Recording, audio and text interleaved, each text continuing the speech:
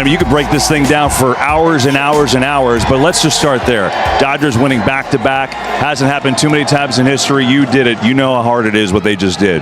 So hard. I mean, this team right here, the Los Angeles Dodgers, just when you think they're down and out, look, we'll be honest, we were in the back figuring out, okay, who we're going to interview with Toronto and which way is the story going to go, what questions are we going to ask, and then bam, they fight back. You know, that's a heart of a champion right there. It is not easy to win back-to-back championships. You got to have a lot of things go your way. You got to get some breaks, but you also make your own breaks. And these guys never gave up. They deserve all the credit in the world. They are the best team that we've seen in baseball for a long, long time. Absolutely. I had the opportunity to be a world champ 3 times, and guys repeating, I can call it, it's almost impossible, Kevin.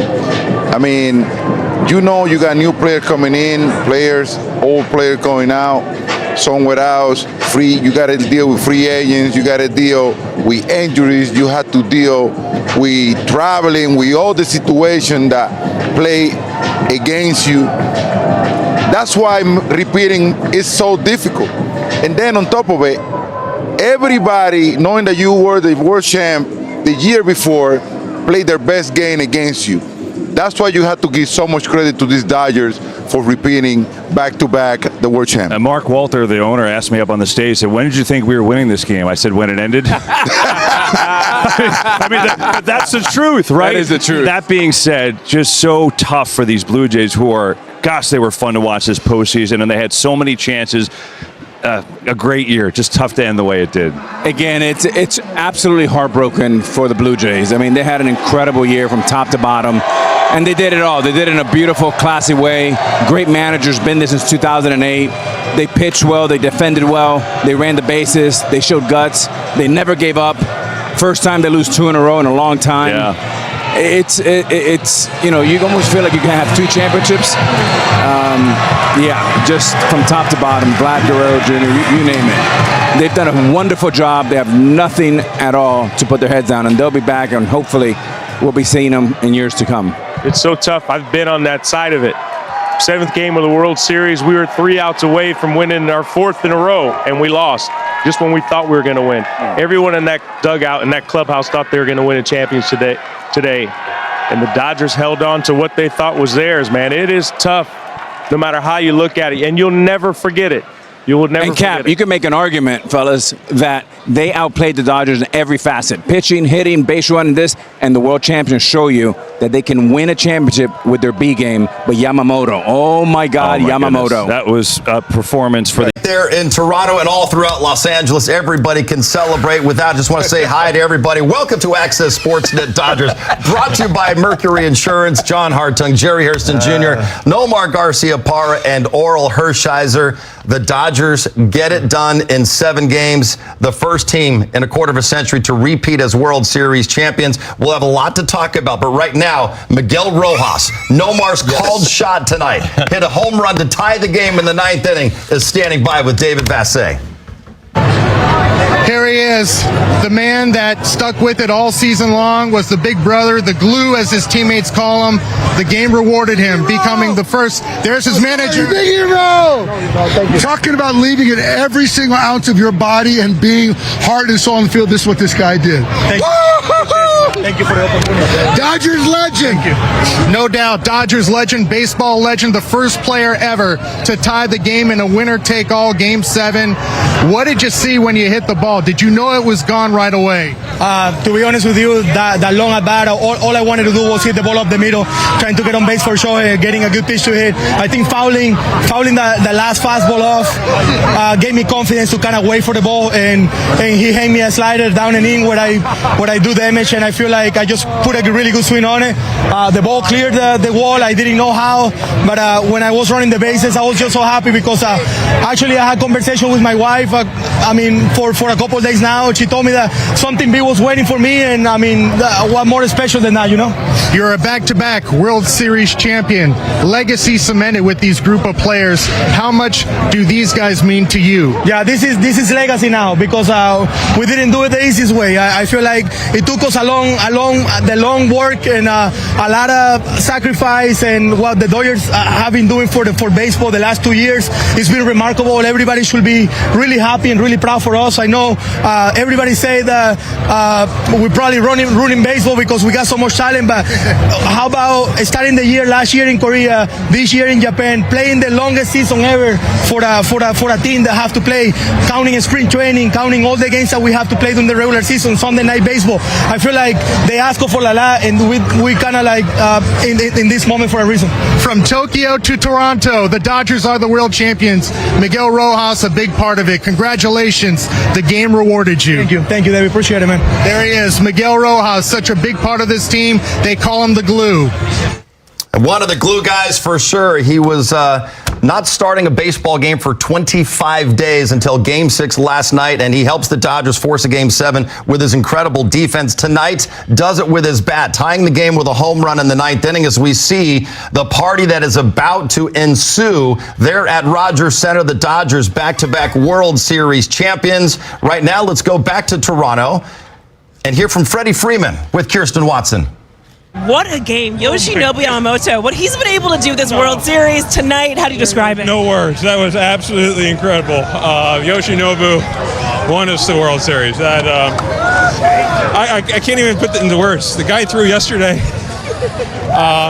That's 3 wins in a World Series. That's absolutely incredible. Oh my gosh. Yoshinobu, Will Smith, thank you. You guys had a goal to go back to back. You now stand here as you're a 3-time World Series champion, but to go back to back, to make history in that, what does that mean to you? I mean, back to back hasn't been done in 25 years.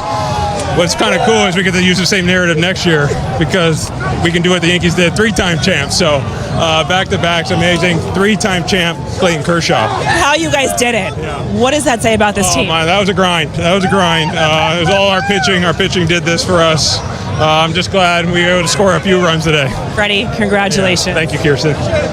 Freddie Freeman, now a 3-time World Series champion. We heard him mentioning Clayton Kershaw. Could you imagine, a better script for Clayton Kershaw to ride off into the sunset as a back-to-back champion, a 3-time World Series champion. Just an incredible scene right now in Toronto. This is their 5th team photo. That was the goal when they won the division and they had their first team photo in Arizona.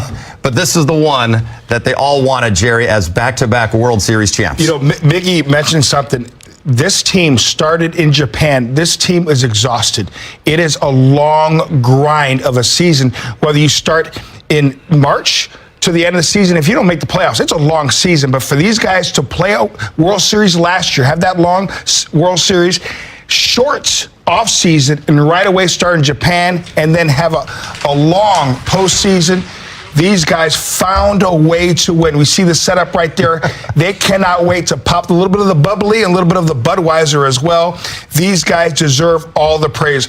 Again, this team, it's a team. Yes, there are some stars, superstars, probably the best player that ever played this game on this team, but it took everybody, a guy like Miggy Rowe, to stay ready, and when his name was called, he was able to perform. And when you say everybody, Jerry, it's more than the people who are right there on the team that are on this roster, or even the guys that were traveling, just in case anybody were to get hurt, who are currently on the 40-man.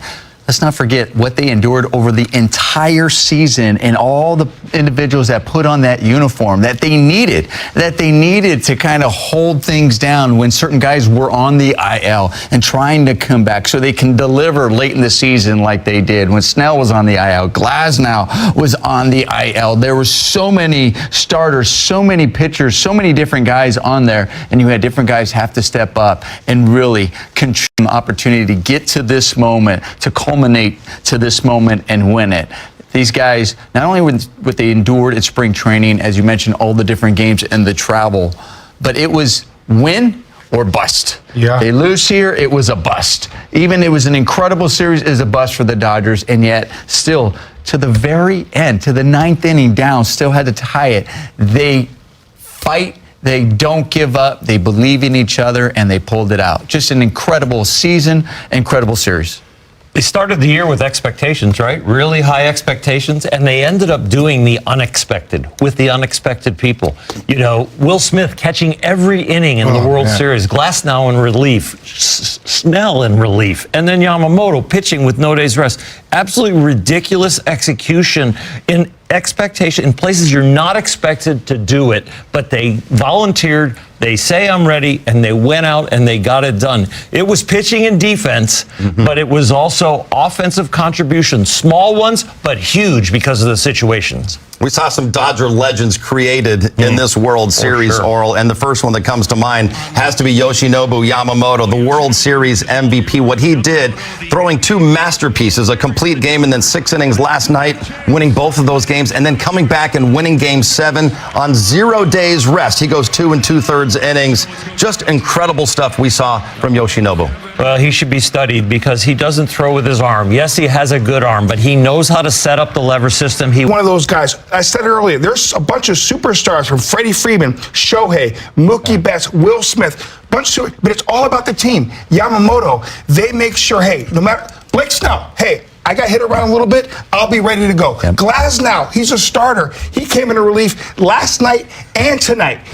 It's all about the team. It is so refreshing. These guys do not get enough credits. They don't. And everybody says, oh, it's a big money team. Guess what? There's a lot of teams that spend a boatload of money and they don't even make the playoffs. It's the character and making sure you have the right guys in place to be able to win. And I'm so proud of these guys. And we said everybody was available. You know, no matter what was going on, they said everybody was available. And this wasn't really coming from Dave Roberts. This was those guys telling Dave Roberts, we're available. All of us, we're available. Each and every one of them let him know, available. What do you need? And he called upon them.